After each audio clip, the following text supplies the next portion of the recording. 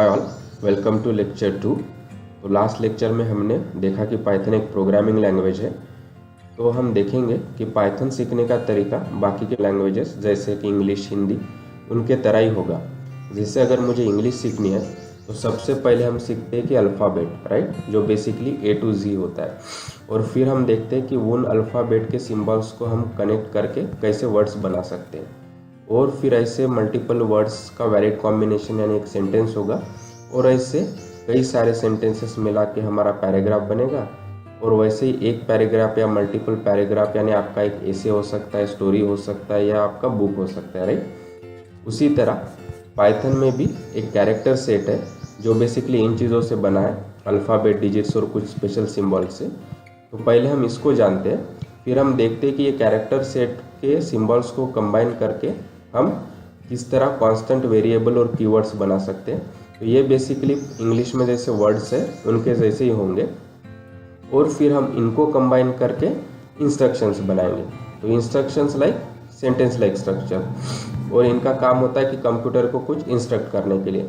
फिर ऐसे multiple instructions बना के हमारा प्रोग्राम कोड या पाइथन के लैंग्वेज में स्क्रिप्ट वो बनेगा। पाइथन का कैरेक्टर सेट जो भी कैरेक्टर्स पाइथन में अलाउड है, वैलिड है, उनको रिप्रेजेंट करेगा, राइट। तो जैसे कि हमने बात की थी कि इसमें अल्फ़ाबेट हो सकते हैं जो बेसिकली A to Z है, ये अपर केस या लोअर केस में हो सकते हैं। और फिर हमारे डिजिट्स हो सकते हैं जो बेसिकली 0 to 9, और कुछ स्पेशल सिंबल्स भी अलाउड है जैसे कि अंडरस्कोर, डॉट, ये मैथमेटिकल ऑपरेटर्स और कुछ सारे हैं, ठीक है। फिर नेक्स्ट चीज़ हमने बात की थी कि कैरेक्टर सेट के सिंबल्स को जोड़ के हम कांस्टेंट वेरिएबल या कीवर्ड्स बना सकते हैं।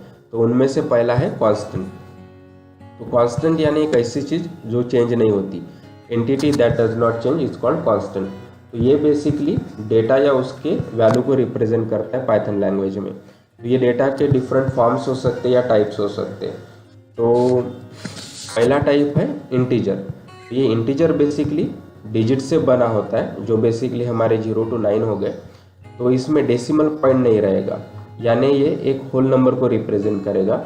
ये पॉजिटिव या निगेटिव हो सकता है, और बाय डिफ़ॉल्ट ये पॉजिटिव होता है। जैसे फॉर एग्जांपल 1 to 6 हो गया, राइट, +0। तो यहाँ पे हमने पॉजिटिव साइन एक्सप्लिसिटली मेंशन किया है। और अगर मुझे निगेटिव 34 देना है तो मैं इस तरह से दूंगा, ठीक है। तो ये कोर्स के लिए हम इसको इस तरह से रिप्रेजेंट करेंगे कि एक सर्कल और उसके अंदर एक साइन ये और ये वैल्यू हो सकता है, ठीक है। तो नेक्स्ट डेटा टाइप है फ्लोट या रियल। तो ये भी बेसिकली डिजिट से बना होता है, लेकिन इसमें और इंटीजर में फ़र्क क्या है, तो इसमें डेसिमल पॉइंट होता है, यानी ये फ्रैक्शन के साथ आएगा, राइट। तो ये भी पॉजिटिव और नेगेटिव हो सकता है, और ये भी डिफ़ॉल्ट पॉजिटिव होता है। तो एग्जांपल के तौर पे ये 20.7, या हम 0 को 0.0 इस तरह से रिप्रेजेंट करना पड़ेगा, और हम एक्सप्लिसिटली पॉजिटिव साइन दे सकते हैं। अगर नहीं भी देंगे तो भी ये डिफ़ॉल्ट पॉजिटिव रहेगा। अगर मुझे निगेटिव 34.2 देना है तो हम इस तरह से दे सकते हैं, ठीक है। तीसरा न्यूमेरिक डेटा टाइप है कॉम्प्लेक्स नंबर। तो ये बेसिकली रियल और इमेजिनरी पार्ट से बना होगा।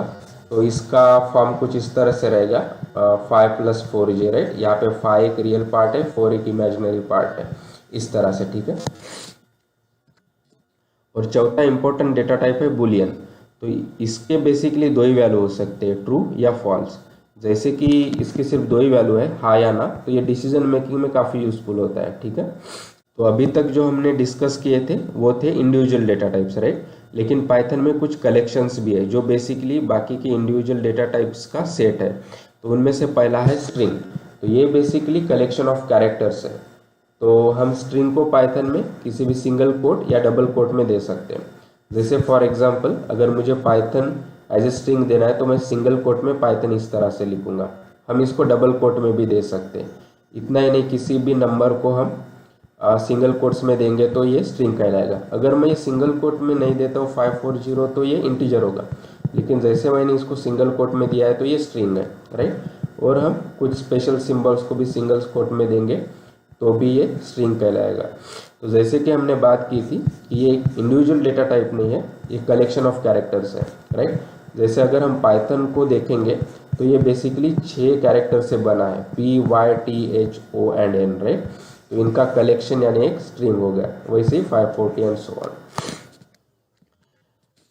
तो स्ट्रिंग के साथ साथ हमारे पास ये बाकी के भी कलेक्शंस हैं, जैसे कि list, tuple, set and dictionary. हर एक का अपना इंडिविजुअल प्रॉपर्टी है और उन पे ऑपरेट करने के इंडिविजुअल मेथड्स है, लेकिन हम इनको बाद में डिटेल में डिस्कस करते हैं। ठीक है, तो जैसे कि हमने देखा कि कांस्टेंट के डिफरेंट टाइप्स होते हैं, उनमें से कुछ इंडिविजुअल है और कुछ कलेक्शंस है। इंडिविजुअल में न्यूमेरिक डेटा टाइप्स कौन कौन से, इंटीजर, फ्लोट, कॉम्प्लेक्स नंबर, और जो भी डिसीजन मेकिंग के लिए जो यूजफुल रहेगा वो है बुलियन। उसी तरह कलेक्शंस में हमने देखा कि स्ट्रिंग है, list, set, tuple and dictionary. I hope कि अभी आपको कॉन्स्टेंट के बारे में अच्छा आइडिया होगा। So please like the video, share the video, subscribe to the channel and let me know your feedback in the comment section, and keep learning, keep coding and have fun. Thank you.